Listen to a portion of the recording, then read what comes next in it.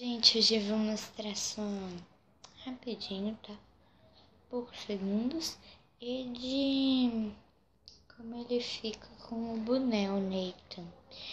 Que eu comprei na PB Kids, apenas R$59. Bom, ele fica assim com o boné. É difícil de colocar um pouquinho. Vamos ver se dá pra... Ó, tirar já é difícil, né?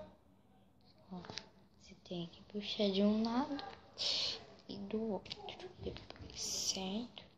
Aí você vai colocar primeiro o chifre no buraco, uma orelha e depois a outra orelha, viu? Pouquinhos segundos. E só foi isso. Espero que tenham gostado. Clique em curtir e se inscreva no canal. E tchau, tchau. Até o próximo vídeo.